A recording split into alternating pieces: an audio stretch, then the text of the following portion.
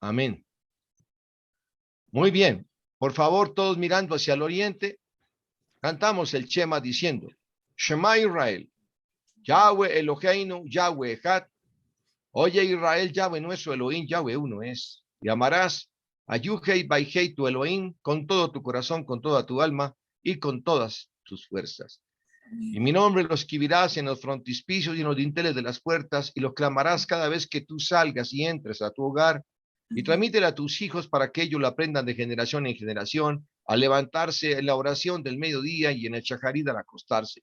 Padre, yo te ruego que tu precepto sea cumplido con absoluta voluntad y disposición por parte de nuestras nefesh para que así podamos recibir bendición en todo como tú lo prometiste. Amén y amén.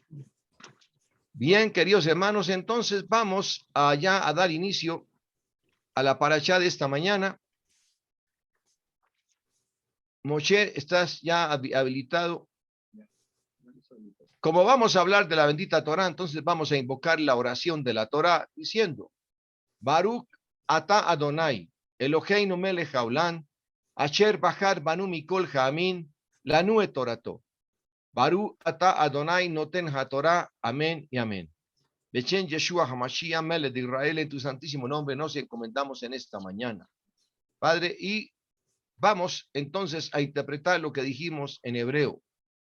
Bendito eres tú, Adonai, Elohim nuestro soberano del universo, que nos has escogido entre todas las naciones y nos has entregado tu bendita Torah.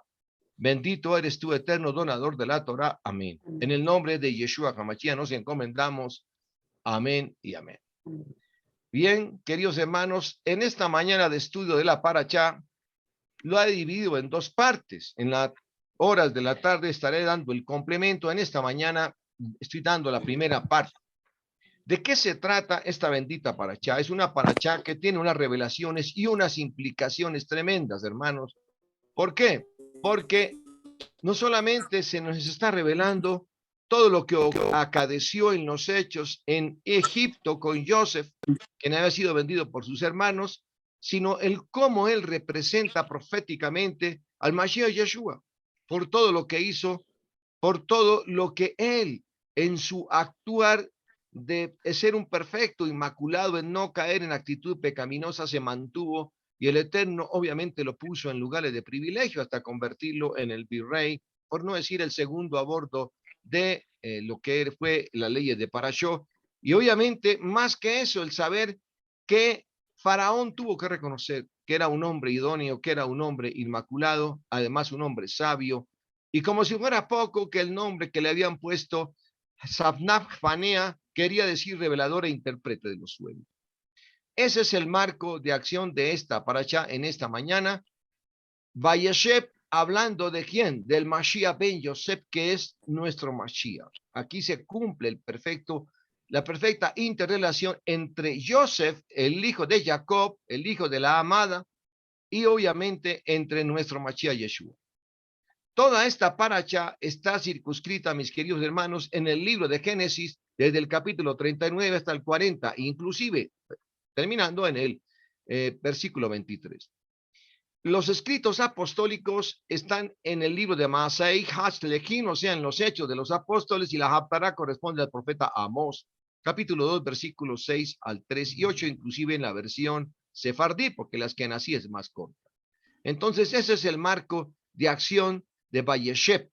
Y en esta bonita figura ilustrativa aparece el momento en que iban a lanzar a Joseph, ¿a quién? Allá a la cisterna, al hueco aquel, donde prácticamente le quitaron su manto de unción para que, untándolo a través de sangre de un cordero, le fuera llevado a Jacob como diciéndole, su hijo amado desapareció. Entonces, mis queridos hermanos, este es el marco de esta parashá de esta manera. Y entramos en materia. Dejamos por un momento en la parashá anterior las luchas de Jacob, sus derrotas y sus victorias, para concentrarnos en esta parashá con la vida de Joseph, un personaje y un carácter que va a mostrarnos muchas similitudes con nuestro Mashiach Yeshua, tal y como lo anuncié en la introducción de la parashá. Joseph es el primogénito de Raquel, la mujer amada por la cual trabajó 14 años más para Labán, Jacob. podríamos decir que Joseph fue amado y odiado al mismo tiempo, querido y rechazado por sus hermanos, y ante él nadie se va a quedar indiferente porque marcaría algo particular y que marcó serias diferencias con el resto de los 12 príncipes que habían sido obviamente engendrados por Jacob en diferentes mujeres, de una manera heterogénea, dos mujeres que fueron Lea, Ruica y sus, obviamente, asistentes por dignificar su cargo. También vamos a ver que es un hijo muy diferente del resto de sus hermanos, porque era un hombre que en su nefes llevaba el espíritu de servicio y de estudio de la Torah. Tanto su propia familia como los extraños van a ser testigos de que en Joseph hay algo muy especial y diferente de los demás mortales. En el desarrollo lo vamos a poder acentuar y ustedes me darán la razón. Joseph dejará una huella muy profunda en la vida de todos aquellos que entrarán en contacto con él. Sus experiencias lo llevan desde la mismísima muerte a una victoria total sobre sus enemigos. Y sus circunstancias, él se va a convertir no solo para su familia, sino para toda una nación y los pueblos de la época ante la hambruna acentuada que hubo en la región de Asia Central, marcada obviamente por la presencia de Israel y, por qué no decirlo, también de Misraín y los países que le rodeaban, de una hambruna severa que había obligado al pueblo hebreo, junto con Abraham y los 70 que bajaron con él a buscar provisión. Y en ese empalme de la provisión después se demorarían más tiempo de lo necesario en Shechem, en el delta del Nilo, y después por los cambios propios que se dieron en la generación de Faraón, vendría un Faraón que los esclavizaría. Pero en un comienzo ellos no fueron esclavos, fueron por provisión. Joseph, al igual que Yeshua, es mucho más que un salvador humano. Yeshua es Yahweh, el mismísimo encarnado y salvador del mundo entero. Bendito el abacados, y este es nuestro dogma de fe, bendito sea él. Muy bien, hermanos, y entonces vamos a entrar ahora a estudiar la gematría de Vayeshev. Y vemos que la palabra Vayeshev está integrada por las siguientes letras de derecha a izquierda en el lenguaje hebreo. Primero está la Bab, que es este palito aquí, generalmente en el hebreo cuadrático se hace como una ligera inclinación en la parte superior y representa el número del hombre que se inclina ante el Eterno. Tiene un valor de 6, seguido de la Yud, la comita pequeña, que tiene un valor nominal de 10, es la posición en el alefato hebreo. Luego sigue con esta bonita letra que es la Shin, que tiene un valor de 300 y remata al final con la letra Beit, que tiene un valor nominal de 2. Cuando procedemos a sumar entre ellos, esto sumando nos da un valor nominal de 318 y aplicamos el método de reducción Mispar-Catán, que es el método que contempla esta operación o este ejercicio. Entonces, 8 más 1, 9 más 3 son 12. Y entonces, ¿qué quiere decir la letra 12? ¿A qué equivale? La Lamed, esa hermosísima letra que equivale a la L en el sonido y en nuestro, llamémoslo, alfabeto español, y que es muy bonita y que quiere decir esperanza, Bina. Y la expresión que más viene a término espiritual de la Lamed es que nos da un corazón que entiende el conocimiento.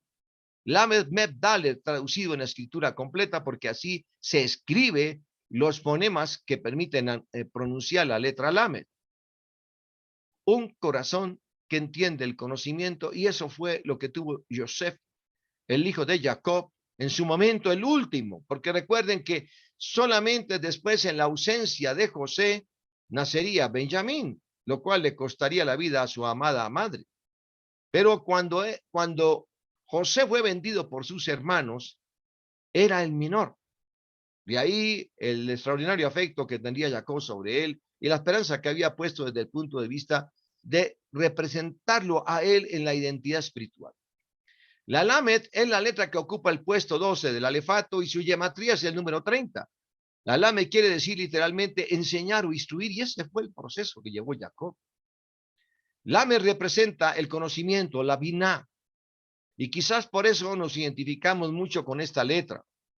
Enseñar este conocimiento es una pasión, por lo menos en el caso mío, bendito el abacados, que me permita tener la vida para poder ilustrar a muchos. y en lo que él me ha dado también de eso daré. La forma, el pensamiento del Lamed nos hace pensar que siempre estamos en un constante movimiento. Y efectivamente, esta letra es la que se ocupa de exteriorizar la riqueza interior, es la que permite manifestar lo bueno que tenemos.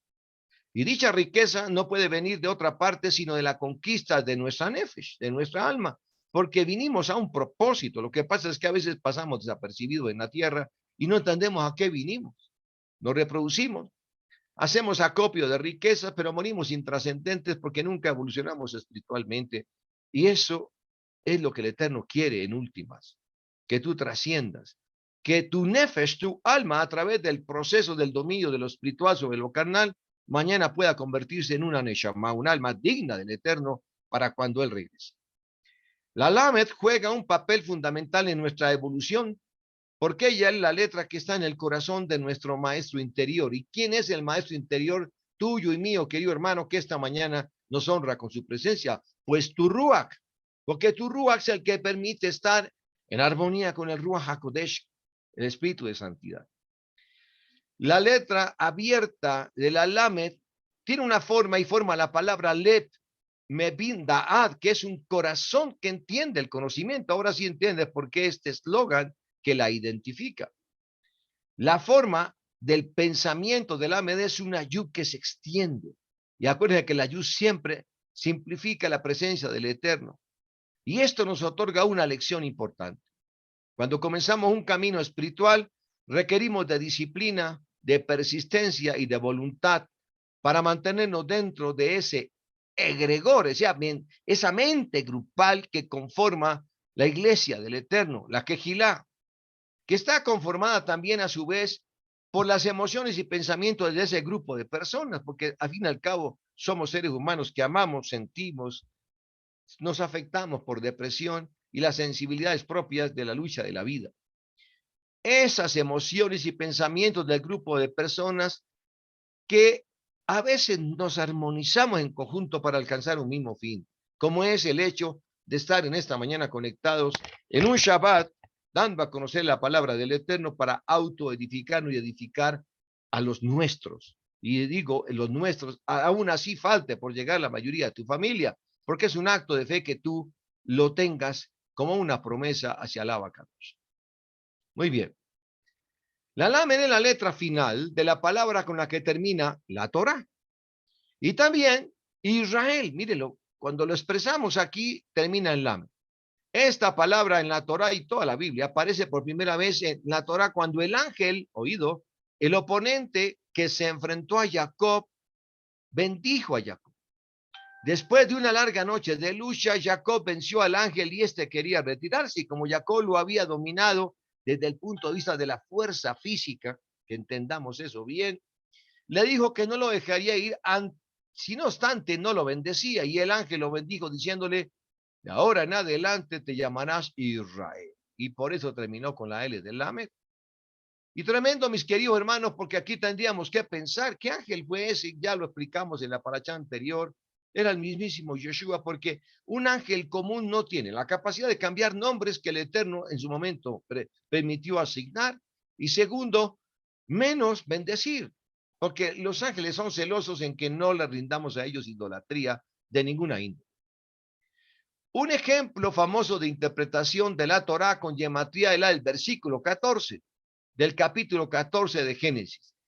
Miren que ese pasaje habla de 318 hombres que ayudaron a Abraham a combatir al ejército enemigo que había matado a un pariente suyo. Acuérdense los episodios que rodearon el secuestro, ¿por qué no decirlo?, de Lot, cuando Abraham tuvo que, sin haber empuñado un arma, ir a liberarlo. Y se presentó en ese momento las circunstancias de la Primera Guerra Mundial, porque fue una guerra entre Abraham Avinu, que era un hombre poderoso en riquezas, con rebaños y con hombres a su servicio, contra 4 reyes en aquella época, llamémoslo así, que estaban rodeando lo que era Sodoma y Gomorra y habían capturado a Lot. Por la interpretación de la gematría de estos 318 hombres, es el número que equivale al nombre de un siervo de Abraham. Cuando tú escribes Eliezer, aquel en que por mucho tiempo Eliezer pensó que iba a dejarle todas sus posesiones, porque aún no había podido recibir la promesa del Eterno de tener que una progenie que se reflejaría a través de Isaac. Eliezer por muchos años, inclusive en una manera de reclamo, alguna vez Abraham le dijo al Eterno, pero si yo tengo solamente a mi siervo y tendré que dejarle todo a él. El valor gemático de Eliezer también es 318. Y lo más posible es que Eliezer habría ayudado a Abraham y los 318 hombres del texto literal. Esto es un midrash. También hay otra interpretación que dice que 318 es el número de la palabra siash, que en hebreo significa habla. Y entonces Abraham había combatido a sus enemigos hablando el nombre sagrado de Elohim, representado por ese nombre, siash, que tiene también un valor gemático de 318. El equivalente numérico del nombre Eliezer, que es 318, y aquí está escrito Eliezer, sirviente de Abraham, es 318. Por lo tanto, el texto sugiere que de hecho solo fue Eliezer quien vino con Abraham y no todos los 318 hombres.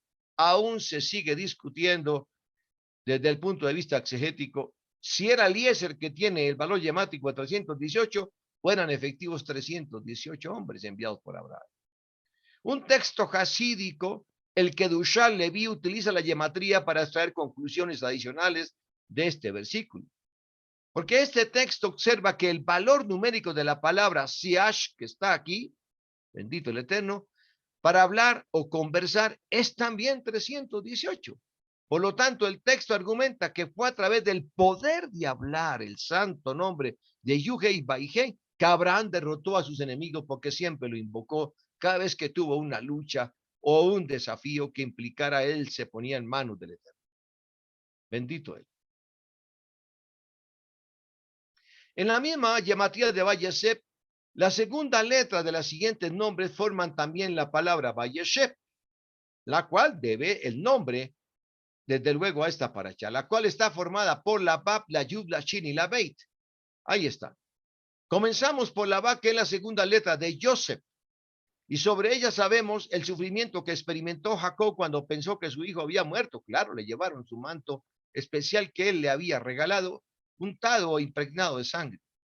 Seguidamente tenemos la segunda letra del nombre Dina, aquella hermana de los 12 hermanos propios, porque tenemos que dignificar la mujer, hermanos. Fueron 12 tribus, pero fueron 13 con Dina. Y a veces como que la echamos en el baúl de los recuerdos, ni siquiera la mencionamos, pero ella va a tener un papel protagónico y ahora más adelante lo van a ver a qué hago referencia. La Yud representa ese nombre, la segunda letra de Dina, y sabemos que la violación de Dina por parte de Shechem desató una catástrofe, pues los hijos de Jacob, hermanos de Dina, obviamente, por parte de Rubén, de Yahudá, se tomaron la venganza por sus manos y asesinaron a todo un pueblo, a todos los shechemitas, 24,000 personas.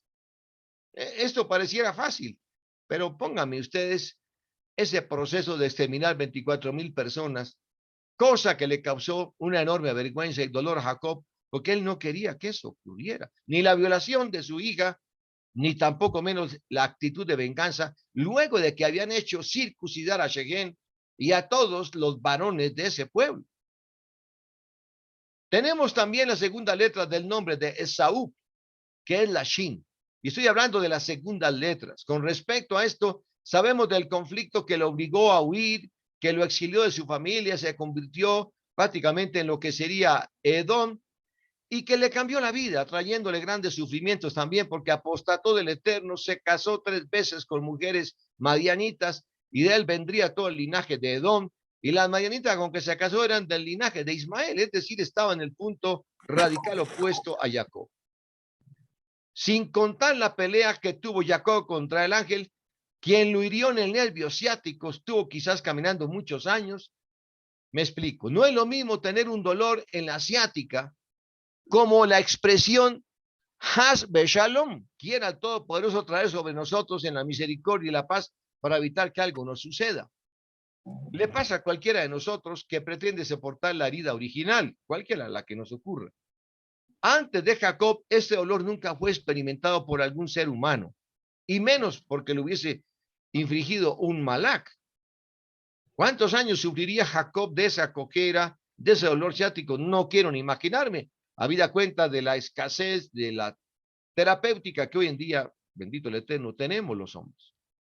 Para tener una idea, el dolor que hoy pueden sentir millones de personas, estaban todos concentrados en Jacob, a quien le tocó solito, hermano. Me cerraste el micrófono. Amén. Disculpen, hermanos. Para tener una idea del dolor que hoy pueden sentir millones de personas, estaban todos concentrados en Jacob, para que no echemos en saco roto lo que fue esa aflicción causada por ese dolor en el nervio ciático, por el Malak.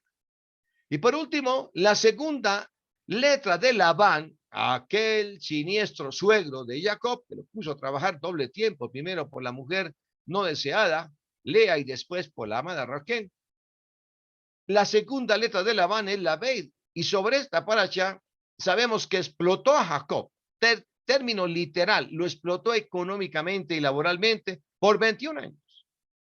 De modo que el pobre trabajó incansablemente, dormía a la intemperie para vigilar que ninguna oveja se perdiera, porque el celo de su suegro se la descontaba a su rebaño, y se peleaba contra animales salvajes y estaba todo herido, etcétera. O sea, no fueron fáciles 21 años de buen pastor que Jacob tuvo, sobre todo con un suegro como Labán. Para él, que toda su familia fue un hombre dedicado al estudio y a la meditación, imagínense en el cambio de vida. Pasó 14 años en una yeshiva de aquella época dirigida por Shem, el hijo de Noach, y por su nieto Eber, quienes lo formaron. Por eso yo digo que cuando él después retornó y tuvo el enfrentamiento con el Malak, que fue inminente luego para acercarse a Saúl, no era el mismo Jacob, era un Jacob con 14 años de aprendizaje en una yeshiva de bendita Torah.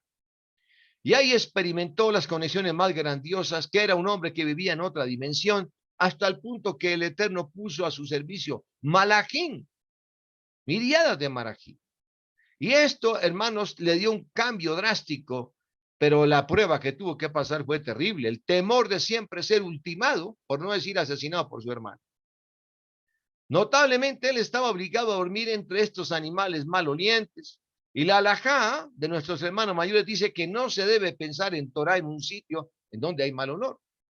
Razón por la cual en el baño no se estudia ni se lee absolutamente nada de santidad, por respeto al Eterno. Ninguna letra hebrea debe entrar al baño y tampoco se debe pensar en Torah dentro de él. Dominar su pensamiento, quería estar todo el tiempo conectado con el Creador, porque así le permitió estructurarlo espiritualmente Shen y Eber. Fue algo que a él le implicó un enorme esfuerzo y sufrimiento para su cuerpo y su alma, pero todo tiene un precio a pagar, hermanos, y más si vamos a servirle al Eterno. Y en fin, Vayeshev, mis queridos hermanos, está formadas con las segundas letras de los nombres Joseph, que es sujeto principal de esta parashá, Dina, que fue la única mujer que tuvieron por hermanos los 12 príncipes de Israel, Esaú, que fue, ya sabemos, el hermano de Jacob, quien se vino al Sanristre por el problema de la primogenitura, y Labán, su suegro. Todos estos 4 personajes están incluidos dentro del marco de la vida de ¿quién? De José y de Jacob. Bendito el Abacados. El Eterno siempre nos manda un mensaje, queridos hermanos. Bien, ese propósito de Joseph en Egipto, aquí podemos ver el momento mismo en que fue vendido por 30 piezas de plata a los ismaelitas, por eso con su traje normal.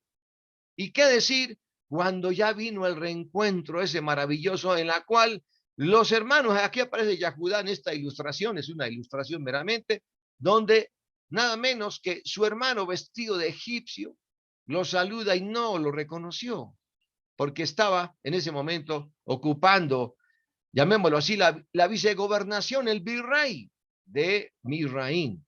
Solo él después se les presentaría y tendría misericordia con él. En esta aliyá número 1, dice literalmente que Jacob se estableció en la tierra donde su padre había residido como extranjero, la tierra de Canaán. Este pasaje deja un leve aire a ironía en la sintaxis del mismo. ¿Por qué? Jacob se estableció donde su padre residió como extranjero. Cada palabra del Eterno tiene un propósito y es despertar en nosotros esa capacidad de análisis y profunda enseñanza, buscando en nosotros un despliegue de entendimiento y superación del intelecto para así darle verdadero sentido a nuestro propio desarrollo.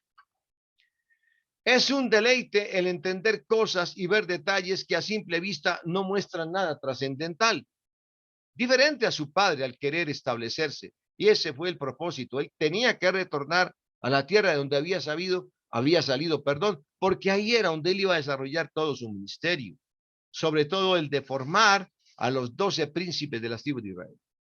Y de paso tendría un bienestar personal y familiar. Esa promesa heredada por el Eterno le haría que tendría que retornar. Y ese era el temor que tenía Jacob, porque para él era mejor haber cogido tierra de por medio de su hermano Esaú, pero el Eterno le puso ese propósito, que él volviera a su tierra, porque era ahí donde el Eterno lo necesitaba para que diera desarrollo a las 12 tribus.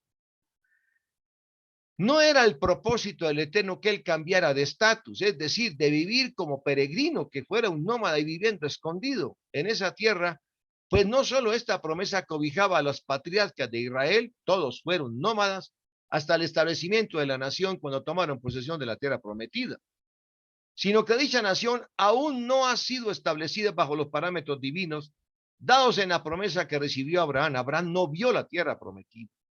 Proféticamente, sí, a través de su progenie.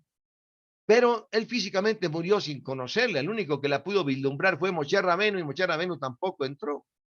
¿Quiénes entraron? Un Yahudí y un Efraimita, representados por Yahoshua, de este linaje último de Efraín, y por Caleb, del linaje Yahudí. Pero falta poco, y mientras que se da cada uno de nosotros, que estamos en esta mañana conectados, debemos aprender a vivir como peregrinos donde quiera que estemos. ¿Por qué, hermanos? Porque nosotros no somos de aquí.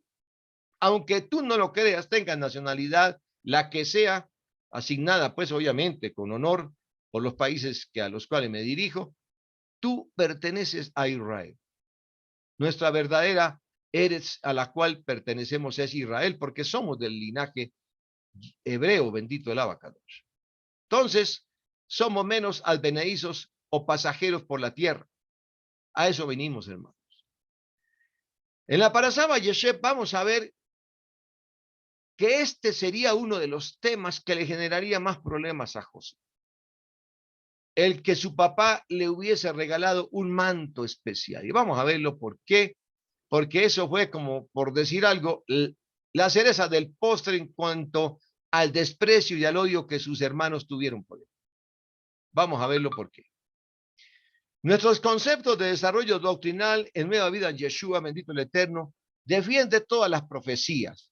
Todos los profetas para nosotros tienen interpretaciones válidas, mayores o menores.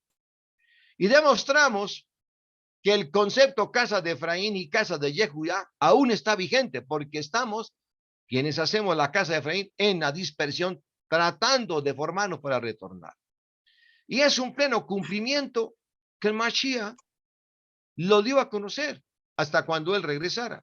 Cuando Yeshurun, que es la unión de Yehudá y de casa de Israel, permita que entonces él regrese, porque se habrá cumplido el tiempo de los Goín, o el tiempo de los efraimitas que se gentilizaron o hicieron una integración, llamémoslo así, hermanos, con todos los demás países del mundo. Bereshit 37:3 dice, sucede que Israel amaba a Joseph. Está hablando de los hechos de amor paternal. ¿De quién? Aquí está diciendo Israel, por decir paréntesis, Jacob, más que a todos sus hijos, porque este era hijo de su vejez. En ese momento era, llamémoslo así, el menor. No había nacido aún Benjamín y le había hecho una túnica ornamental. Por eso cité la fotografía o la ilustración anterior. Podemos discernir muchas razones por las cuales Jacob amaba a Joseph más que al resto de sus hijos. Sin embargo, un detalle que vemos al venir a la Torá es que los patriarcas en general, sin excepción, y en este caso, Jacob, no solo eran hombres de sabiduría, eran ancianos, sino que aún el don profético en ellos estaba establecido por el Eterno. Todos fueron profetas. En Génesis 27, por lo tanto, devuelve la esposa del hombre a él ahora. Él es un profeta y él orará para ti, para que vivas. ¿Quién estaba diciendo esto? La palabra Naví es profeta en el Strong 50:30 y quiere decir hombre inspirado, que viene de la raíz del Strong 50:12 y habla de la acción de profetizar. Es decir, hablar o cantar por inspiración en predicación o simple discurso. Esto quiere decir que la misión de dar a conocer a Yahweh como el único Elohim era una tarea constante de todos los patriarcas y aún de toda la simiente incorruptible del que habla la escritura, incluyendo a Jacob. Entonces, no es una apreciación desde el punto de vista humano, sino es la misma Torá de Moshe Rabbeinu nos está diciendo que Jacob era profeta. Y por eso fue, hermanos, que bendijo a Efraín, porque en él proféticamente, estando ciego, vio la multitud de las naciones al final de los tiempos y prefirió cruzar sus manos y dar la primogenitura a Efraín. Eso no lo puede hacer sino alguien, hermano, que proféticamente vio en esos dos nietos representado la multitud de las razas y de las tierras que vendrían tiempo después. Además de llevar amonestación del Eterno, una represión suave o advertencia, ante todo castigo debe haber una advertencia que le dice al hijo el por qué se le va a disciplinar. Hago esta reflexión porque a veces nos pasamos de buenas gentes con los hijos, sobre todo aquellos que consentimos. Y así debe saber ese hijo por qué desobedeció. Y esta advertencia es de Yahweh.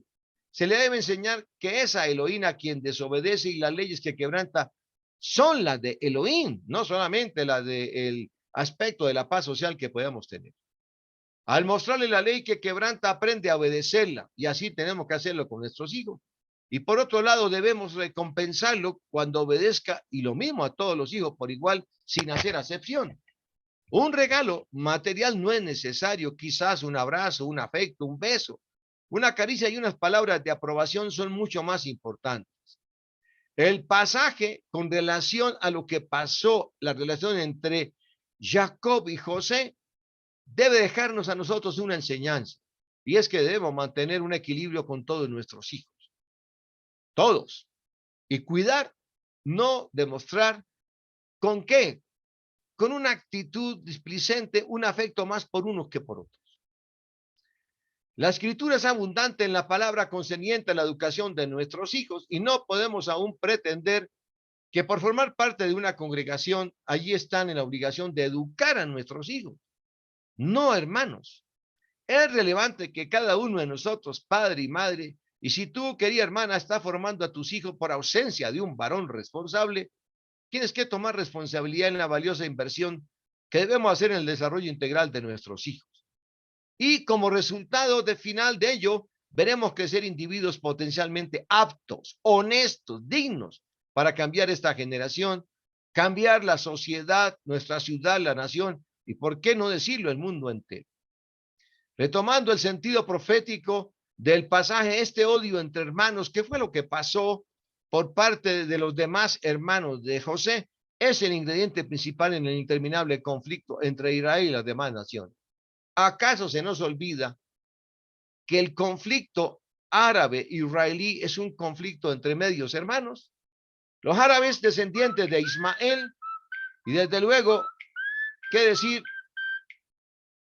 La nación israelita descendiente de Jacob, enfrentados y son medio hermanos porque Abraham fue el padre genético de ambos. Estaremos resaltando cada uno de estos puntos del conflicto que al día de hoy continúan vigentes, hermanos, hasta el punto de que el reloj profético es lo que le pueda ocurrir a Israel y lo que puedan actuar frente a él o en contra de él por parte de los países árabes. Es tremendo, hermano, porque el tiempo parece que no hubiese cambiado. Y son indubitablemente todos esos hechos la confirmación de los acontecimientos esperados que van a ocurrir, querido hermano, antes de la venida del Mashiach. El reloj profético es Israel, y cuando veamos que los árabes vienen a atacarlo y a destruirlo, literalmente a barrerlo, nuestro Mashiach Yeshua descenderá de los Shammai. Un hecho como este, hermano, sigue marcando la historia de la humanidad. Bereshit 37:7, nosotros estábamos atando manojos en el campo, cuando de pronto mi manojo se levantó y quedó derecho. Entonces los manojos de ustedes se reunieron alrededor del mío y se postraron. Está hablando José de lo que le dijo a sus hermanos y a sus padres que había soñado.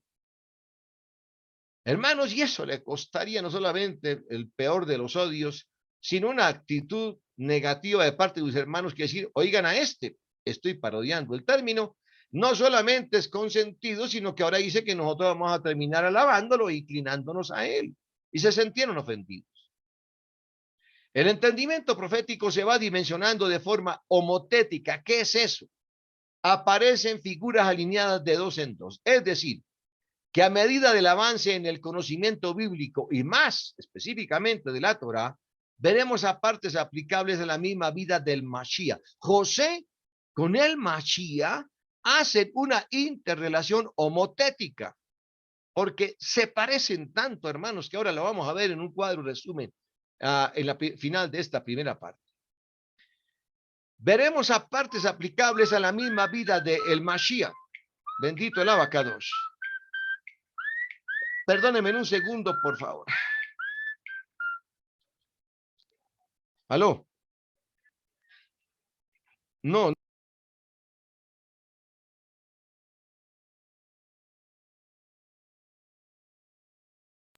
Es que a veces se vuelve intenso el teléfono, pero ya me asistieron.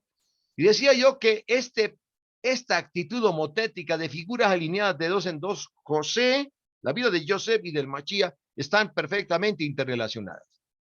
Y lo más importante es que Joseph en Egipto sería levantado porque primero estuvo en prisión, fue humillado como esclavo, y esa actitud de levantarlo, venir de menos a más hasta el punto de tener éxito y prácticamente ser nombrado el vicegobernador de ese faraón, y el poder que él tuvo cuando obró con justicia con sus hermanos, hasta el punto de que al final, sí o no, yo se lo digo a usted, hermano, terminaron postrándose delante de él. Porque así pasó cuando él se le presentaron y lo vieron como un virrey, con la figura investida de un egipcio maravilloso, llamémoslo así, sabio, que era el gobernador de la hacienda pública de Egipto, Habnasanea. O sea que ellos tuvieron que reconocer que ahí se estaba cumpliendo el sueño, porque fueron todos, absolutamente sus hermanos, a postrarse ante él. Entonces tenía razón, desde luego, José en aquel sueño. El Eterno le había dado a él el don de la interpretación onírica, es decir, de los sueños. Y sin embargo, ese panorama va más allá del hecho de ser el salvador de su familia en Egipto, puesto que este Joseph es sombra y figura de aquel que salvaría a su pueblo de los pecados. Y al igual que esas gavillas, los manojos de trigo cebada, nuestro Mesías Yeshua sería levantado en el madero para traer salvación a todos sus hijos. Por eso Yeshua entregó los bicurín como sumo sacerdote de la orden de Melquisedec el día de qué? De su resurrección, cuando se lo dijo a su madre, a Miriam, no me toques porque aún no he ascendido al Abacados. ¿Y por qué decía que no había ascendido? Porque él en ese momento estaba en la unción del sumo sacerdote por la orden de Melquisedec, ya que el sacerdote de la época se había auto inhabilitado cuando había rasgado sus vestiduras, y estamos hablando de Caifás. Entonces él presentó los bicurín y presentó las gavillas que se solía presentar por parte del sumo sacerdote con trigo y cebada en el día después de qué, hermanos, de lo que era la celebración de la Pascua. Juan 14:18 hace una reflexión al respecto y dice, ya no los dejaré huérfanos, vendré a ustedes. Y así con toda la familia de Israel, Efesios 2:19, entonces ya no son extranjeros ni desconocidos porque fuimos injertados en el olivo natural. Llámese hijos adoptivos, pero que estamos bajo el mismo que, hermano, el mismo árbol, que es la bendita Torá y nuestro Mashiach Yeshua. Bendito él por todo lo que hizo en el madero. Esta figura que está aquí me pareció bien interesante traerlo en relación porque nos está mostrando a un israelita, quiera quien, José, ahora investido con un nombre de interpretación o de revelador de sueños que era Safnat Panea. Una historia de perdón y de misericordia. Dos sueños marcarían, repito, los hechos para todo Israel y sobre todo para su familia en la interrelación con sus hermanos. Aquí aparece esta bonita ilustración mostrando los que, las llamemos hogazas de trigo amarradas que significaban las 12 tribus de Israel, inclinándose ante él, y que se cumplió cuando sus hermanos vinieron a visitarlo, él investido como vicegobernador de Egipto, como un virrey, además con ropas propias de un egipcio. Y el sueño en el cual Jacob tiene cuando ve que las estrellas en los cielos giraban en torno a una de ellas. Fíjense ustedes, los hermanos interpretaron que era en torno a José, pero el tiempo nos daría la verdadera interpretación de este sueño de estrellas que giraban en torno a otra que era de más luz intensa. ¿Quién es este? Ellos, sus hermanos, dijeron: qué orgulloso eres, Joseph. Pero él estaba interpretando un sueño para los tiempos en que el Mashiach Yeshua sería el centro de todo Israel. Por eso, hermanos, tenemos que analizar que todo lo que ocurrió allá es cíclico con la Torá. Se estaba cumpliendo también las profecías para el Mashiach. Bendito él. Tremendo, hermanos, porque uno cree que cuando menos se da cuenta está apareciendo ahí en forma camuflada, pero de momento aflora en toda su intensidad nuestro Mashiach Yeshua. La parashá de esta semana comienza con ese relato del deterioro de la relación entre Yosef y sus hermanos. Los dos sujetos de Yosef, los dos sueños, perdón, discúlpeme, jugaron un papel muy importante. Ya vimos cuál, la de la inclinación de los manojos de trigo hacia él, porque fíjense que ahí no aparecen los hermanos sosteniendo los manojos, como para que no se sintieran despectivamente, llamémoslo, haciendo alusión a ellos, pero eran 12 manojos. En el aumento del resentimiento de los hermanos hacia él, porque tuvieron que reconocer que él tenía propiedades de revelador de sueños. Un análisis más detenido de estos sueños puede darnos un mejor entendimiento de por qué causaron semejante pelea entre los hermanos. El Beis Halevi, Rab Yosef Soloveitchik, uno de los rabinos más destacados entre 1500 a 1800, nota que después del primer sueño, la Torá nos dice que los hermanos odiaron a Yosef. ¿Cuál? El de las hogazas de trigo. Mientras que después del segundo no dice que lo hayan odiado, sino que estuvieron celosos, peor aún. ¿A qué se debe la diferencia entre el primero y el segundo? Entre odiar y estar celoso. Este mismo rabino Beis Halevi, Rab Yosef Soloveitchik, dice que él, hablando de quién, José y sus hermanos estaban en el campo y que las espigas de ellos se reverenciaban ante la de él. No dijo que los hermanos mismos se reverenciaban, como lo mencioné anteriormente, sino sus espigas. En contraste, en el segundo sueño, José comparó a sus hermanos con las estrellas, porque eran 12, y dijo que éstas se reverenciaban ante él. En este sueño, las estrellas representaban ahí sí a los hermanos, las 12 tribus, y el hecho de que ellos mismos se reverenciaban ante José. Este mismo Beis Halevi, que es Rab Yosef Soloveitchik, explica que los dos sueños representaban dos áreas separadas en las que los hermanos serían inferiores a Yosef y le servirían.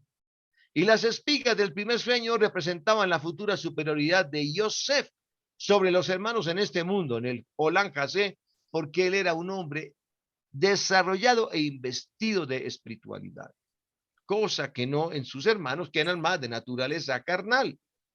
Por eso sus hábitos de venganza y sus comportamientos que le trajeron dolores de cabeza a Jacob hasta su muerte. Y esto estaba indicando que sus hermanos, paréntesis, espiritualmente dependerían de él para el sustento físico, y así ocurrió con Hambruna, que todos sabemos abocó a que el pueblo de Israel fuera a vivir en Shechem, en el delta de Nilo, en un comienzo de una manera que libre, después serían cautivos. Sin embargo, el éxito en el mundo físico no hace, y eso es importante con relación a José y contigo y conmigo, que una persona sea intrínsecamente superior a las demás. El éxito del mundo no es el éxito espiritual. Solo significa que esa persona pueda tener más posesiones de las cuales van a gloriarse en determinado momento. Es decir, una persona rica no está en un nivel superior a un pobre. No, señor.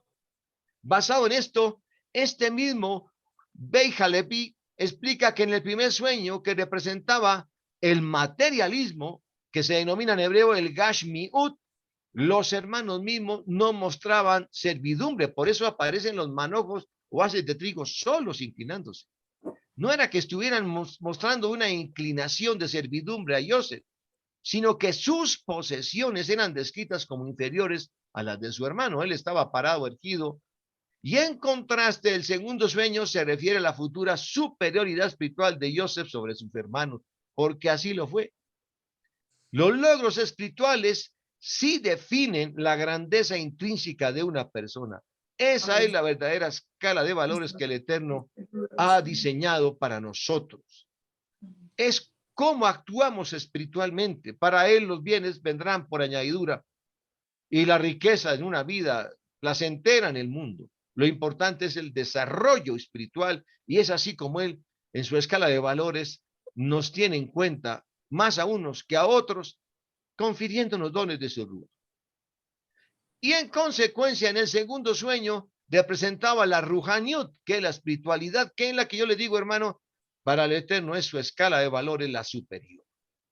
Los hermanos mismos se reverenciaban ante Joseph, indicando la superioridad espiritual de Joseph sobre ellos. Y así ocurrió.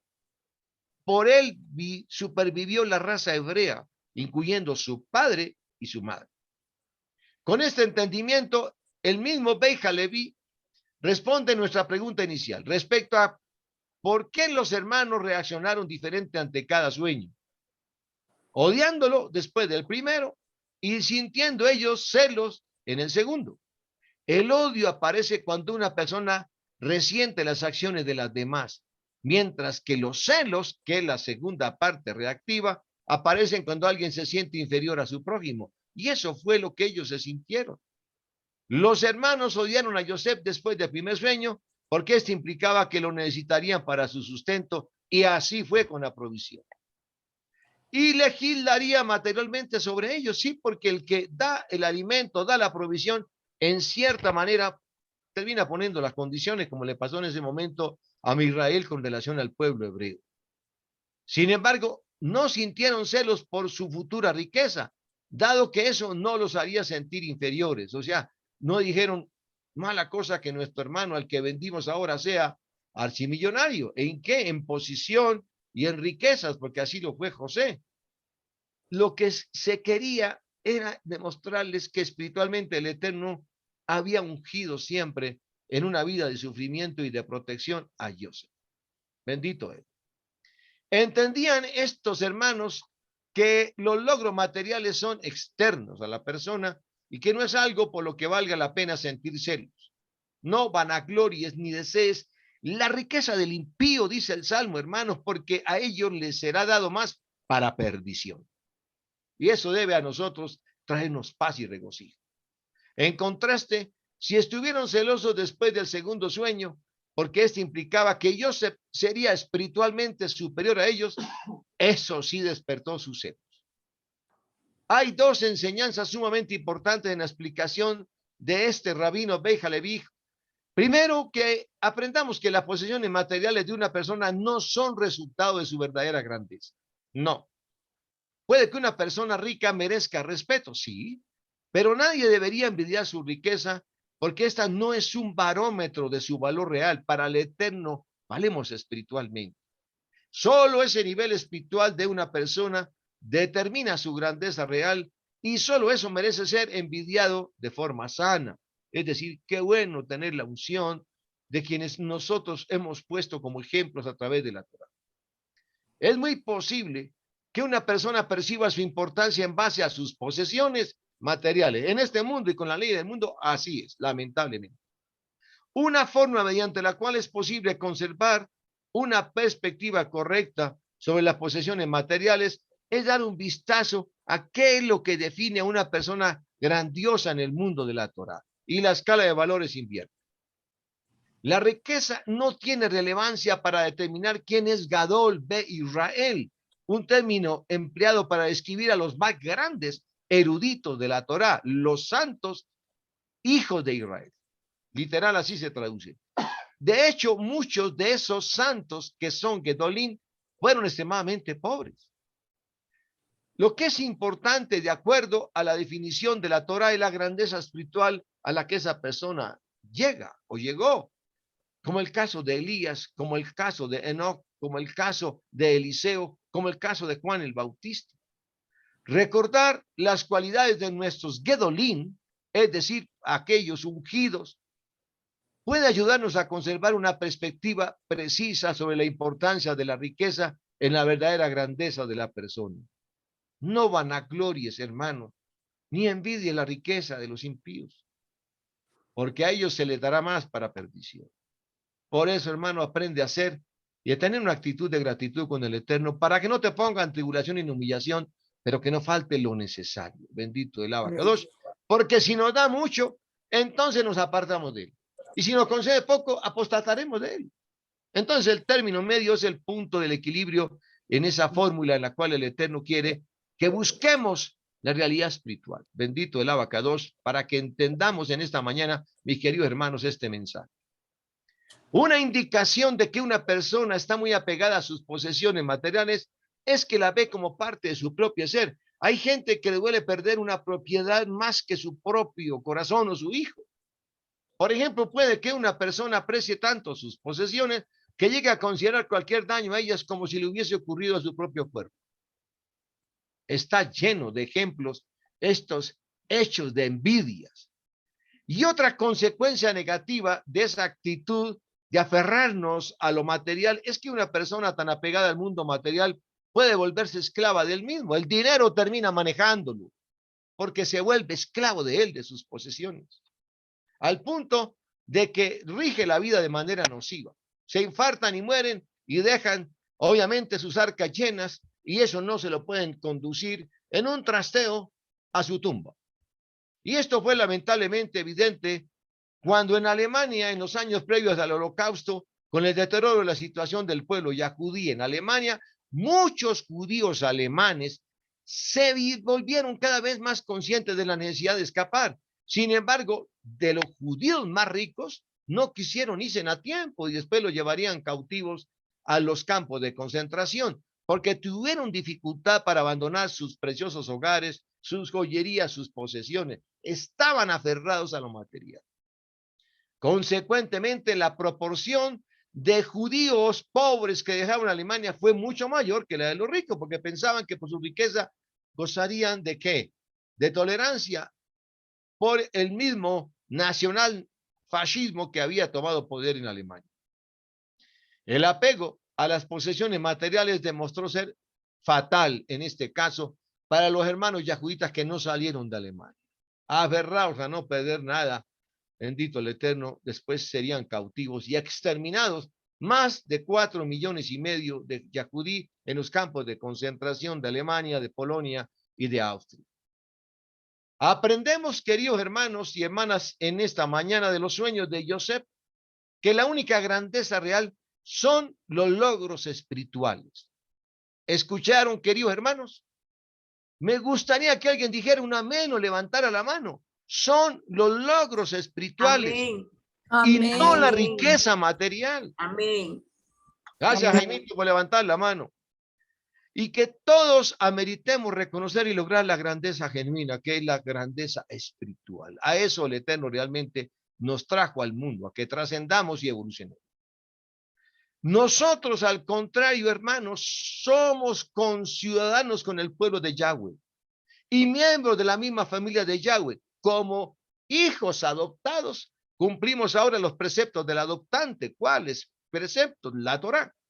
Y esta es la mismísima casa de Efraín, el descendiente primogénito por bendición de Jacob, quien lo adoptó como su propio primogénito. Jacob dijo, tendrás las mismas, llamémoslo así, no solamente reconocimientos, sino todo aquello que le di a mis hijos, como a Rubén, como a Judá, mis 2 nietos son hijos míos. Además, lo confirmó con la voz del profeta, porque Jeremías había vaticinado en el capítulo 31:9, ellos salieron gimiendo y yo los traigo de vuelta con consolación, causándolos alojarse por arroyos de agua sobre sendas allanadas. Porque yo soy un padre para Israel y Efraín es ¿quién? Mi primogénito. Mi querido hermano, ¿y tú quién eres? Pregunto en esta mañana. Eres Efraín. Y el profeta Jeremías, en la unción del Rúa, te está diciendo, porque Efraín es mi ¿qué? Mi primogénito. Hermano, y a veces se nos olvida así, deambulemos en dificultades, que somos primogénitos y que el Eterno como tal nos está dando ese trato. No te olvides que tienes un Padre rico, misericordioso y bondadoso, sino que mejor aún, te ha dicho en promesa que tú eres su primogénito. Y así nos salvaremos de la muerte espiritual por estar inmersos en la sequía de la palabra y sin el Espíritu de Yahweh en nosotros, alejados de nuestra verdadera ciudadanía. Ese lugar de honra como su nación fue perdido a causa de nuestro pecado cuando se separaron el reino del norte y el reino del sur y fuimos dispersados cuando Nabucodonosor destruyó, obviamente, hermanos, el primer templo. Y hasta hoy que estamos retornando. En el 37:8 también de Jeremías, y lo odiaron aún más por lo que decía, Yeshua también fue odiado entre sus hermanos. Sus hermanos, los fariseos y saduceos, no creyeron en él, lo despreciaron. ¿Por qué? ¿A causa de qué? De sus palabras. Bendito el Eterno. Juan 15:22-25 nos recuerda, si yo no hubiera venido ni les hubiera hablado, no tendrían pecado. Pero ahora no tienen excusa por su pecado porque Yeshua se lo trajo a reflexión. El que me aborrece también aborrece a quién? A mi Padre. Si yo no hubiera hecho entre ellos obras como ninguno otro los ha hecho, no tendrían pecado. Pero ahora los han visto esas obras y aún así nos han aborrecido tanto a mí como a mi Padre. Yeshua lo decía de una manera triste y despectiva por la actitud con la que su pueblo, porque él era yahudí, había venido a los yahudí allá en Jerusalén, no lo reconocieron y al final terminaron fue condenándolo, hermanos, al madero. Pero esto sucedió para cumplirse la palabra del profeta que está escrita en la Torá. Sin motivo me aborrecieron. ¿Y quién escribió esa actitud? Isaías. Sin motivo me aborrecieron. Bendito el Eterno porque se cumplió. Y obviamente Yeshua es la representación preanunciada de José a los tiempos de cuando él vendría. Sabnat panea una historia de perdón y misericordia. Y a veces nosotros nos volvemos, llamemos, muy mecánicos en leer la bendita Torá y la mismísima salilla. Y quise traer a recuento este acto. Se cree que el faraón que sacó a José de la cárcel fue este que está aquí en esta figura. Fue Amenemhat III. Este faraón realizó una gran reforma agraria en Egipto en la época en que vivió José y convirtió a Egipto en una potencia agrícola. A la vez que consolidó el poder central, los imperios giraban en torno a Egipto y se piensa que José estuvo detrás de todo eso. Él fue el que enriqueció a Misraim en guardar cosechas. En la imagen, una reconstrucción del rostro de Amenemhat III por una escultura que se encontró en Egipto, basado en estatuas que existen hoy de él allá en Egipto. Su tumba fue encontrada, pero el sarcófago había sido robado siglos atrás, por decirlo así, saqueado.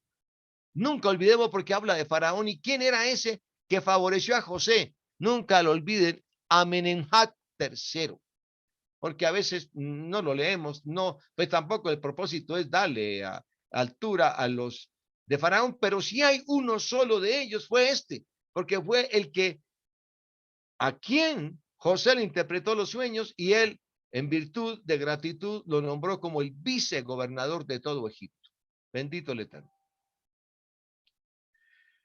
Bereshit 37:9, el sol, la luna y 11 estrellas. El segundo sueño, cuando vimos ahí a Jacob viendo ese sueño de las 11 estrellas, el sol y la luna.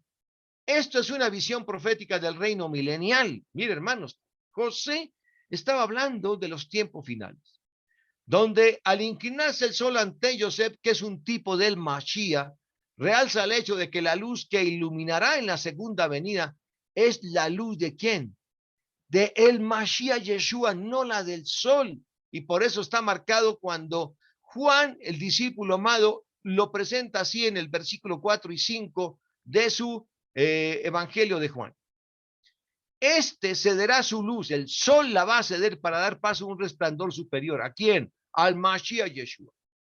Y Apocalipsis 22:5, el sol fue puesto para dominar según Génesis 1:16 el día, ¿sí o no? Así lo creó Yahweh. Y la luna para dominar en la noche, que refracta la luz solar. El fin, hermanos, de los tiempos estará anunciado por momentos en que la luna y el sol van a declinar en su luz, es decir, en su poder. Esos son señales que aparecerán en los cielos. Ezequiel 32:7 lo anunció Joel 2:10 y Mateo 24:9.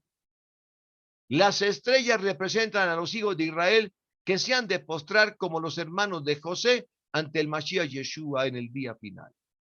Tremendo, hermanos. Filipenses 2:10 nos lo reafirma. El sol y la luna hace referencia a los padres de José, Israel y Raquel.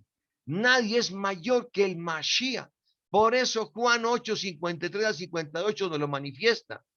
Y ese verso, todos estos 3 versículos van más allá en el futuro, pues Raquel no se postrará ante José, pues ha muerto.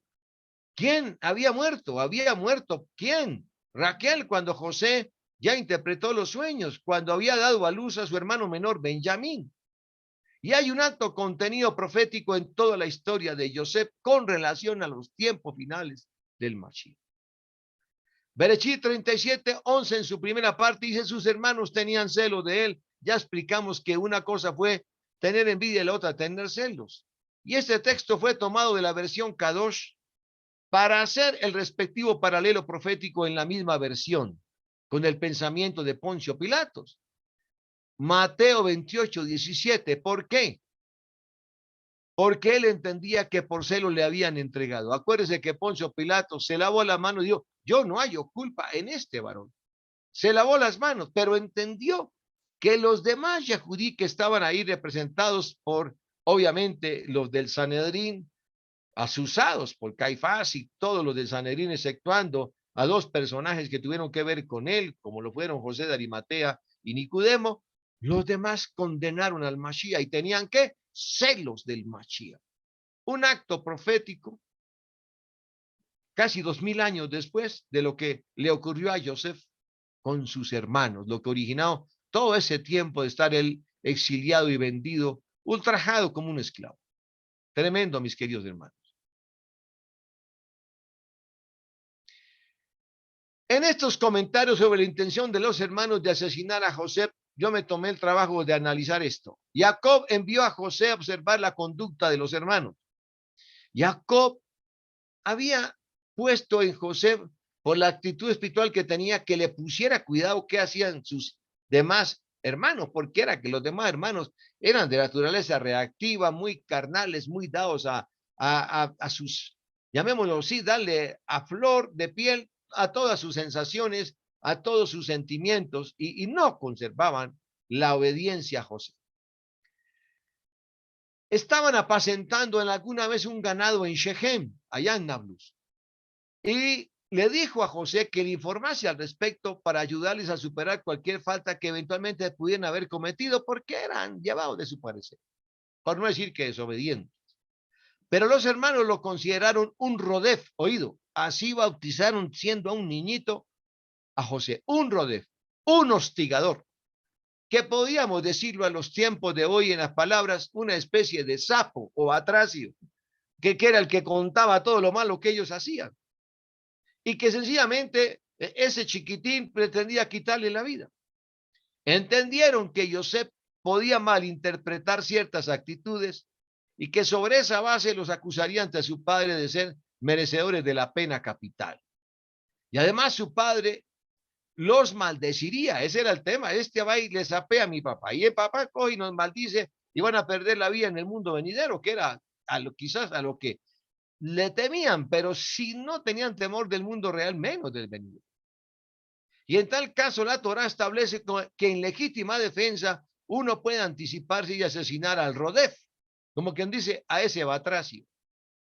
Desde otra óptica, este episodio revela la voluntad de Yahweh guiando el curso de la historia alrededor de José, pues era necesario que los hermanos arrojaran a Joseph al pozo para que finalmente él fuese trasladado a Egipto y posteriormente descendiera allí su familia y se desencadenase la dura esclavitud en aquella tierra, y todo eso para que Yahweh se revelase en toda su magnificencia, para conferirle a su pueblo el máximo don al que se puede aspirar en la conciencia de saber si un pueblo con identidad propia con un eje en la Torá, apoyados en la Torá, la cual Yahweh transmitió a Jacob como corolario. ¿Y qué es un corolario? Como consecuencia del éxodo de Egipto.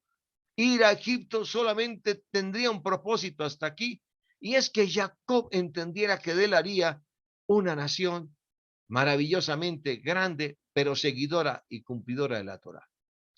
Entendiéndose, hermanos, por Egipto, el epítome, ¿qué es esto? El resumen o compendio de una obra. Egipto representaba en aquella época la decadencia moral y espiritual, el politeísmo y la esclavitud al hombre que no pensara como los egipcios. Porque solo, hermanos, desde la más densa oscuridad, y en ese momento la oscuridad que el pueblo en esclavitud vivió, que fue los hebreos, era posible apreciar la luz en todo su esplendor, y la apreciarían primero con José y después con Moshe Rabenu cuando los sacaría de esa esclavitud física. Allá en la oscuridad, hermanos, es cuando podemos ver un rayo de luz, por pequeño que sea, con mayor intensidad. Y así es nuestro Mashiach, y así fue Moshe Rabenu, y así también todo ese proceso de haberse hundido en lo más bajo de la, llamémoslo, de decadencia moral y espiritual que tenía Egipto por su politeísmo, para el Eterno sacarnos a luz cuando los sacó de la esclavitud hacia el desierto y luego pasar por el Mar Rojo. El odio de los hermanos contra Yosef. Qué cuidadoso debe ser un padre con los sentimientos de sus hijos, mis queridos hermanos, y los que somos ya abuelos con nuestros nietos. Pues una mínima diferencia en el trato en favor de uno solo de ellos, en este caso la túnica especial que Jacob le regaló a Yosef, fue el desencadenante de todo el drama familiar, que terminarían vendiéndolo y llevándolo a una caverna. ¿Cuál fue el último acicate, hermanos? Ese manto maravilloso que aquí en esta diapositiva traté de sacar lo más representativo, y aquí está lo que pudo haber sido ese maravilloso manto. El estudio de la vida de José. ¿Y cómo se llamaba ese manto? Un ketonet pasim, cuyo significado es túnica de manga larga que llegaba hasta las palmas de las manos, muy sui generis, muy especial en el diseño que Jacob le mandó hacer a su hijo José. Y de paso, la multiplicidad de colores estaría hablando proféticamente de lo que serían las banderas de las naciones. Bendito el Abacados. Ketonet pasim, túnica de manga larga, fue el detonante último de para cual sus hermanos lo odiaron, hasta el punto ya de tirarlo allá a ese foso y recibir 30 monedas de plata, que también significarían el pago por el desprecio que Judas Iscariote recibiría a cambio del Sanedrín de la época por entregar al Mashiach Yeshua. Tremendo, mis queridos hermanos, la interrelación en todos estos episodios. Un acto de gran importancia es el obsequio de esa túnica que atrás vimos. Otras versiones dicen túnica de colores, así como está aquí expresado en la letra, que ostentaba Joseph como señal de preferencia de parte de su padre. O sea, el padre no lo escondió, lo afloró, que era el consentido, y que tenía una preeminencia sobre todos sus demás hermanos, y fue el detalle final que rebosaría la copa de ira y rechazo de todos sus hermanos como individuo despreciable y digno de muerte. Solamente en último momento Rubén dijo, no lo matemos, vendámoslo mejor, y a lo cual ya Judá sintió. Berechit 37:4, y cuando sus hermanos notaron que su padre lo amaba más que a los demás, hermanos, lo odiaron tanto que no podían dirigirle una palabra amistosa, siempre estaban prevenidos. Me imagino pellizcándole, dándole de coscorrones, qué sé yo, todo aquello que un mayor puede hacer con un menor cuando no lo quiere. Creemos que Jacob cometió el error de demostrar más amor a este hijo que a los otros. No vemos mal el regalo de ese manto, pues su obediencia era superior a la de sus hermanos y se lo merecía. Lo que está mal es que este regalo no estaba basado en una recompensa por obedecer, sino por la distinción que hizo su padre para con él. Él decía, este es mi consentido, es el ungido. Efesios 6:4 dice que no provoquemos a ira a nuestros hijos. En el griego dice exactamente, no se encolericen con ellos. ¿Por qué? Porque en otras palabras no debemos actuar con ellos de la misma manera que ellos son con nosotros, los padres, sino que debemos criarlos, perdonándolos. Sí, desde luego, llamándolos ¿a qué? A disciplina. En madurez hay que acariciarlos, entrenarlos, sustentarlos. En vez de airarnos, debemos responder con caricias, con sustento y entrenamiento paternal, enseñarles a ofrecer amor y que son perdonados por nosotros como el Mashiach y Yahweh lo hace con nosotros. Después de que cometen una falta y obviamente con la disciplina la corrigen, hay que volver a abrazarlos y decirles, corregiste tu acción y te hiciste objeto de esta disciplina por esto y por esto, pero yo te amo como padre. El castigo no debe estar lleno de ira, hermanos, sino de amor. Y la disciplina que busca el Eterno es tutoría, educación y corrección. O sea, debe llevar instrucción y amor. Y así no solamente con nuestros hijos, sino con toda nuestra sociedad y nuestros congéneres, aún perdonando faltas que en el momento en que las vivimos, hermanos, como que nos consideramos incapaces de perdonar, como sobre todo aquellas de la ingratitud y el desprecio. Resumen de la parashá es que los sabios llamaron a José un kadosh, un kadoshin, un santo. Una de las características de un santo es la incapacidad de ver mal, de ver el mal en otra persona. Siempre actúa de buena fe. Porque ese mal no existe en el santo mismo. La porción de Vayeshep, que es la que estamos estudiando, relata las vicisitudes de José, desde sus días como un muchacho querido en la casa de su padre Jacob, hasta su venta a Egipto, su éxito en la casa de Potifar, que era el copero, llamémoslo así, oficial de Faraón, y luego ser arrojado a la mazmorra, después de haber sido enmarcado por la esposa de Potifar, quien trató de que tuviera intimidad con él, pero él se mantuvo íntegro.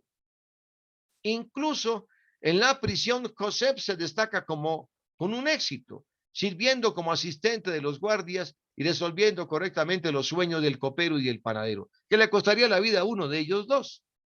Allí termina la lectura de la Torá, dejándonos como un agudo sentimiento de decepción cuando el copero, en forma ingrata y desagradecida, se olvidó de que José le pidió que interviniera paró ante Faraón por su liberación y nunca lo cumplió el copero. Eso se llama ingratitud. Aquí, mis queridos hermanos, en Cafarnaúr, en Puerto Rico o en Argentina. Tremendo. La narración tiene un patrón claro de altibajos que se repiten rítmicamente. Joseph, el hijo favorito de la casa de su padre, José en el pozo, otra vez abajo, vendido por sus hermanos, más abajo allá en el subsuelo, y Joseph una historia de éxito en la casa de Putifar, porque luego ascendió a ser tratado como el administrador de los bienes del copero. La prisión luego en Egipcio, cuando obviamente no quiso ceder a los encantos y al intento de que hermanos de hacer una aberración desde el punto de vista de adulterio con la esposa de Putifar, vuelve y cae a la cárcel, y Joseph, un éxito en prisión, vuelve y sube ya en la cárcel, y el Joseph olvidado tantos años en la cárcel, y otra vez, hermano, sube de donde estaba en el pozo, y observe especialmente cómo se reflejan esos altibajos de subir y de bajar en la vida de José. Y esos altibajos, hermanos, un agujero en el suelo o figurativamente en la mazmorra, fue lo que engrandecieron espiritualmente a José. El punto culminante y el final de la historia de la alternancia de subir y bajar en la vida de José, de sus altibajos y en sus lugares de privilegio. Y la caída de José viene en la Parashá Miketz, donde se describe su ascenso al trono egipcio. Faraón le dijo a José, mira, te puse a cargo de todos en la tierra de Egipto. O sea, tenía la preeminencia por encima de otros egipcios. ¿Por qué, hermano? Porque él lo invistió de ese poder. Casi se puede visualizar a José como una marioneta al final de la cuerda, porque sus altibajos y sus subidas, siendo arrastrado y manipulado a través de extrañas aventuras, anecdóticas la mayoría de ellas, y sin embargo este no es el camino de la narrativa bíblica. Aunque Yahweh dirige el mundo, los seres humanos no somos títeres pasivos. No, es solamente un símil o comparación. La personalidad y los hechos del individuo afectan el curso de los acontecimientos. Por lo tanto, debemos preguntarnos, ¿qué papel jugó José en sus propias aventuras? ¿Qué rasgo en su personalidad lo metió en problemas y lo enredó en situaciones tan difíciles y extremas? Y todos a coro de voz podríamos decir el adivinar sueños. Aunque a sus hermanos y después lo que le pasó allá en Egipto, al copero, al panadero y a Faraón. Y aunque se ha dado una variedad de respuestas a esta pregunta, me gustaría resaltar un cierto aspecto del carácter de Joseph que encuentra expresión en las diferentes historias. Ingenuidad y confianza en las personas, él creía buenos a todos. No sintió la intensidad del odio y los celos que sentían hacia él por sus hermanos. Por eso lo recibió con brazos abiertos hasta cuando se les identificó. No creía que una persona pudiera mentir y acusar y que sintieran hacia él, digamos, desafectos, y por eso cuidaba a sus hermanos, porque su papá se lo mandaba. Bendito el abacadosh. Él no tenía una actitud predispuesta, ni creía en la venganza. Miren lo que pasó con la esposa de Putifar, por venganza que él no accedió a sus encantos, entonces lo mandó tomar cautivo. Y no creía que las personas pudieran ser ingratas. Cuando el copero que le adivinó, le salvó la vida, y fuera de eso salió de la cárcel, nunca más se acordó de él. Era un hombre, hermanos, de buena actitud, de nobleza y de amor, y que asumía que los demás no había maldad. Tres escenas en la lectura de esta semana se pueden entender mejor a la luz de la inocencia de Joseph. Número uno, cuando Joseph es enviado por su padre para encontrar a sus hermanos en el campo para vigilarlos, los hermanos decían, este es un batracio, comillas. Número dos, el intercambio de José con la esposa de Putifar también indica gran ingenuidad. La escena es casi ridícula. La esposa de su amo estaba tratando de seducirlo, y no olvidemos que la seducción en la Biblia es un delito grave que causa la muerte. Mientras él le predicaba moralidad, ella era asusada por sus hormonas, pero él fue íntegro.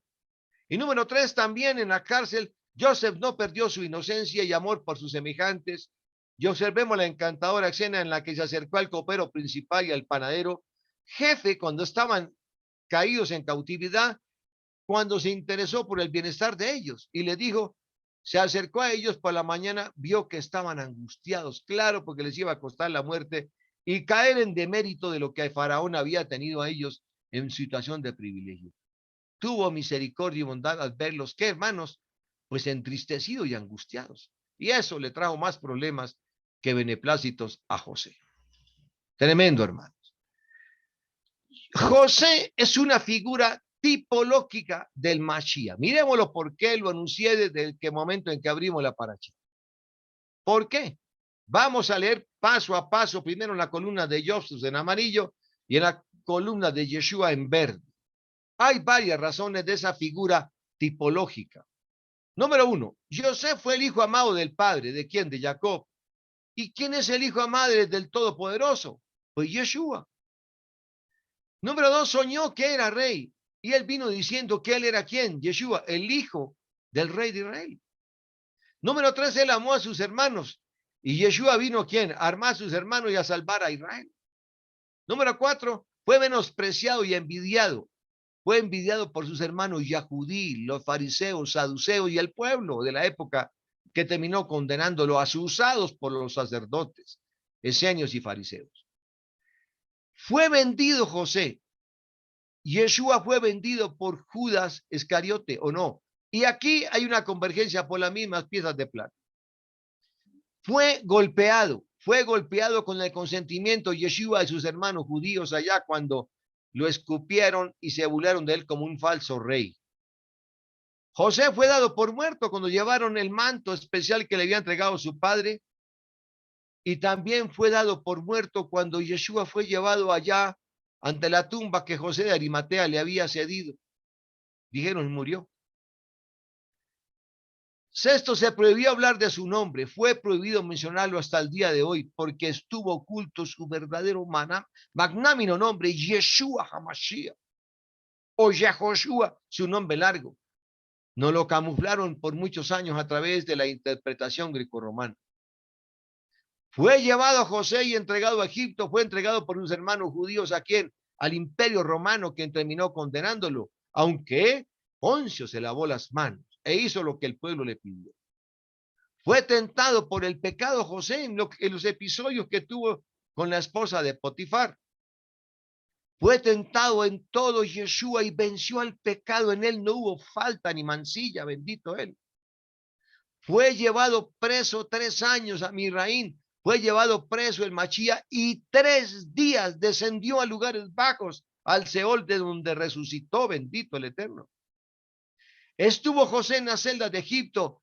Yeshua estuvo en los lugares de los mundos inferiores para quitar a las potestades inferiores la autonomía sobre la muerte y rehacer en nosotros la vida eterna.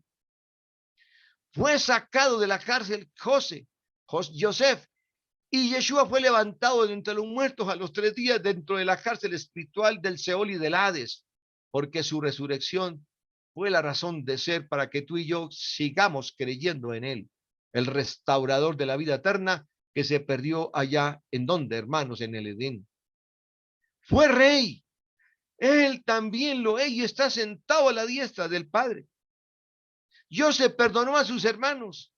Cuando venga Yeshua, perdonará a los Yahudí que lo aborrecieron y salvará a todos sus hermanos y a Israel con la conversión de los 144,000, y porque lo verán descender en ese caballo blanco investido de autoridad y dirán: mire, ese fue el que sacrificamos. Bendito el Abacados. José gobernó como rey en Egipto. Cuando Yeshua vuelva, morará como rey y como juez. José estuvo con delincuentes y Yeshua murió entre 2 delincuentes, Dimas y Gestas, uno a cada lado.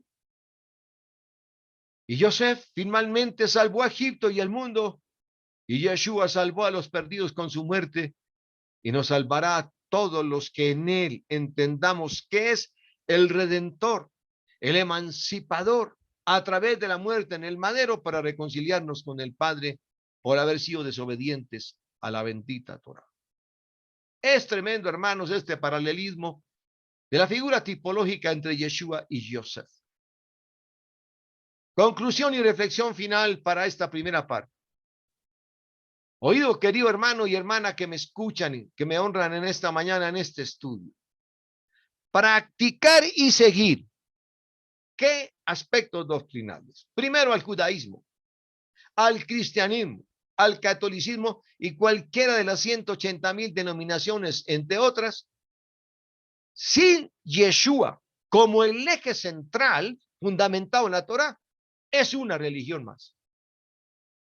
Pero cuando tomamos como columna y eje central al Mashiach, eso es un mover profético de poder y liberación con autoridad. Nunca lo olvidemos.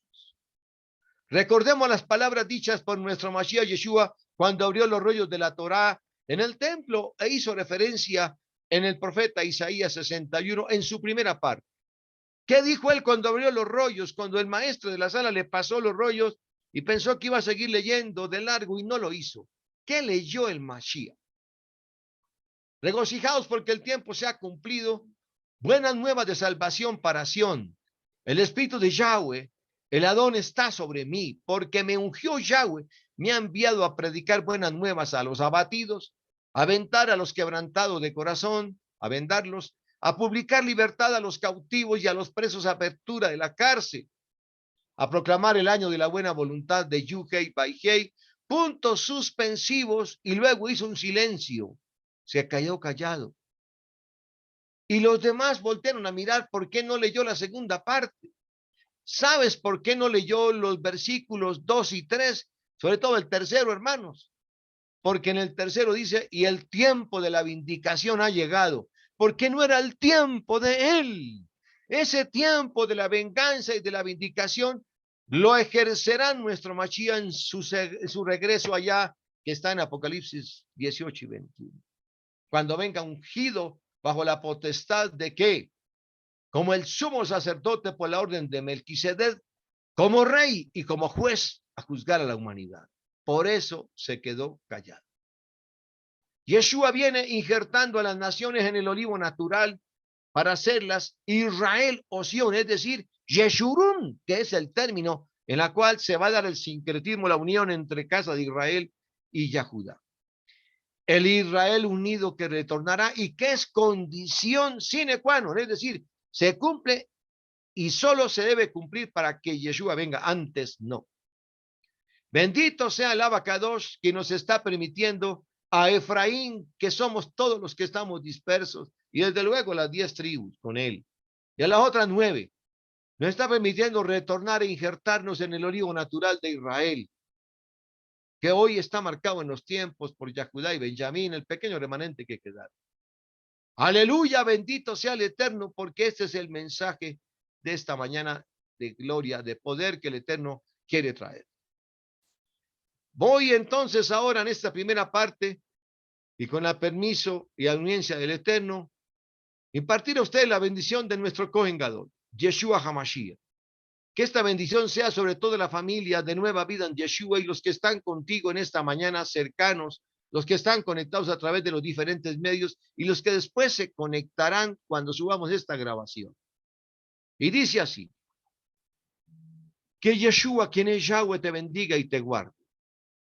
Que Yahweh haga resplandecer su rostro sobre ti y tenga de ti misericordia. Que Yahweh alce sobre ti su rostro y ponga en ti shalom, paz. Yahweh dice: pondrán mi nombre sobre los hijos de Israel, cual el tetragramatón, Yu-Hei, Bai-Hei, y entonces yo los bendeciré. Número 6, 24, 27 enmarca lo que es esta oración sacerdotal. Y de paso, hermanos, los invito a que confesemos el Israel mesiánico nazareno, quienes creemos en el Mashiach, que toda rodilla se doblará y toda lengua confesará que Yeshua HaMashiach es Yahweh, para gloria de Yahweh el Padre. Yahweh es su nombre. Yeshua es el nombre de su Hijo. Yeshua es Yahweh, la imagen visible del Elohim invisible. Bendito eres tú, Eterno, por lo que nos permitiste en esta mañana aprender de tu bendita Torah. Fin de la primera parte. Shalom Aleichem. Gracias por su atención, queridos hermanos y hermanas que esta mañana estuvieron conectados conmigo. Que el Eterno les continúe bendiciendo. Y en la tarde estaremos conectados también con ustedes, bendito el Eterno, que no tengamos contratiempos tecnológicos a partir de las 2 de la tarde para la segunda parte y complemento de esta enseñanza que la he resumido como segunda parte. Shalom Aleichem a todos y a cada uno de ustedes, Shalom, mis queridos hermanos. Shalom, gracias, y en pastor. Bogotá espero Shalom, a todos y a shalom. cada uno de ustedes Shalom. que puedan venir. Hermanita Aina, gracias. Hermanita Esperancita, shalom. Amén. A mi hermana Alba Corley, bendiciones. Gracias, Una oración. bendiciones. Gracias, pastor.